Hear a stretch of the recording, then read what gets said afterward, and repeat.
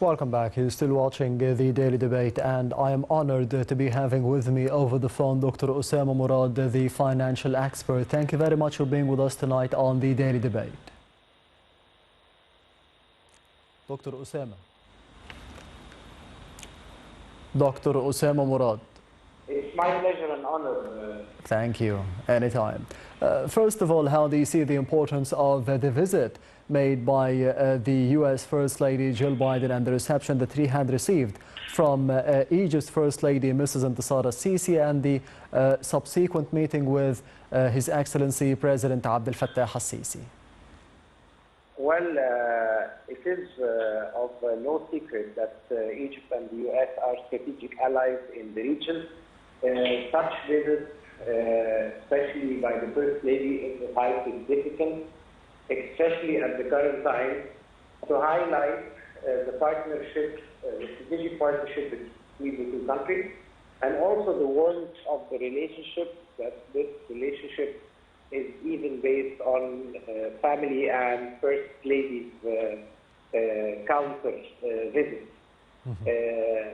The presidency meeting, the presidency meeting the First Lady gives also the importance of the United States, where he normally does not meet First Ladies, but definitely the U.S. First Lady is a welcome guest at any time in Egypt. Yes, we have seen over this visit a focus by the U.S. First Lady on women and youth and projects with the contribution or the coordination with the Ministry of Planning under the Minister Hala Saeed and the Minister of Education, Rida Hagazi, as well, regarding a project named Workforce Egypt. So focusing on the workforce of Egypt in 5 different governorates. How do you see the importance of, in general, concentrating on such an important field and to be cooperating with the U.S. in this domain? The United States has a vision on supporting women and empowering women, which it shares with Egypt, which has put women and youth on the forefront of Egypt Vision 2030. The President himself has the maximum number of initiatives targeting women and children.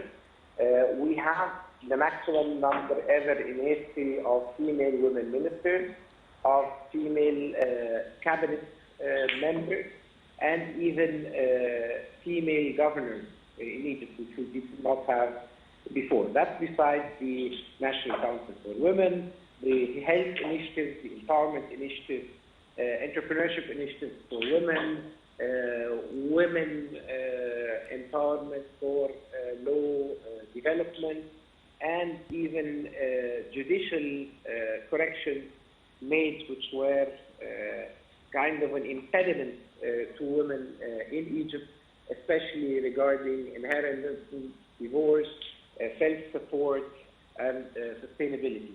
Egypt hosting the COP27 and having the President's meeting with Joe Biden at that time, highlighting their partnership, put a focus on human rights, on women, on youth, as both countries believe in.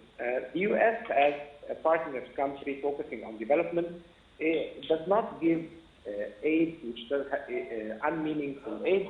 The U.S. is supporting causes, and one of those very important causes for both countries, which are shared, are women and youth.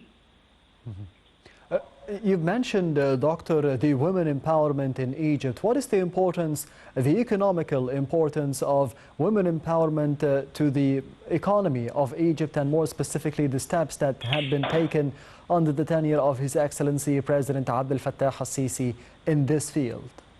It is of extreme importance. In a country with 100 million people, when you add the women workforce, it gives immediate strength. Also, we have a lot of women who are supporting their single families, so we have women who provide for.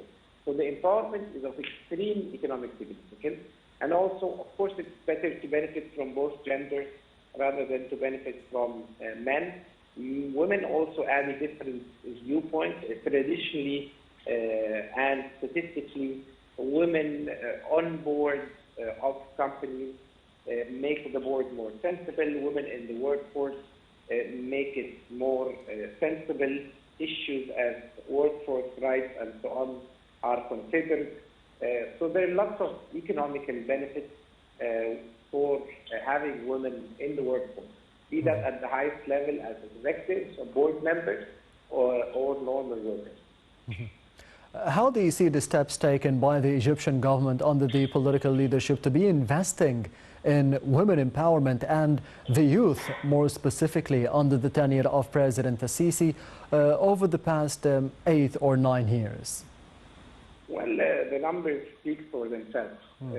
As I mentioned in my first intervention, statistically the number of women in the workforce, in top jobs, in parliament, in the cabinet and in governorate, in local municipalities has increased dramatically.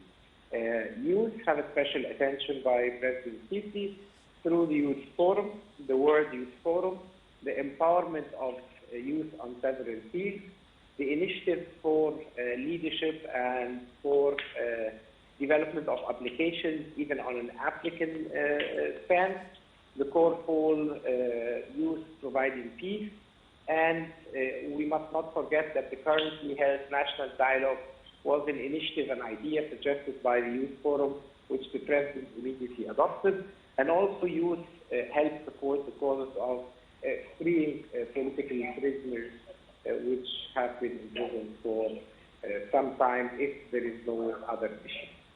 Yes, Doctor, during the visit of the U.S. First Lady Jill Biden, we have seen about memoranda of understanding, 5 memoranda of understanding to be building 5 technological schools regarding the workforce Egypt in coordination with the Ministry of Planning and the Ministry of as well of the education in 4 different governorates, building technological schools in governorates like Al-Giza, Al-Munufiyya, Al-Qalyubiyya and Qina. How do you see the location of those technological schools? What is the importance of focusing on technology for the Egyptian economy for the future, and the location of building and constructing those 5 schools in specific for the benefit of the Egyptian youth? Well, Egypt has a technological leadership in the region. Yes. We provide technology, innovation, software development, and so on. The schools are built in a belt around Greater Cairo, thus stopping immigration from those governorates to Cairo, and also providing a better life in those schools. And also we've all come to the conclusion we don't need traditional high school university graduates, rather than more focus on technology education, which provides better and higher income jobs.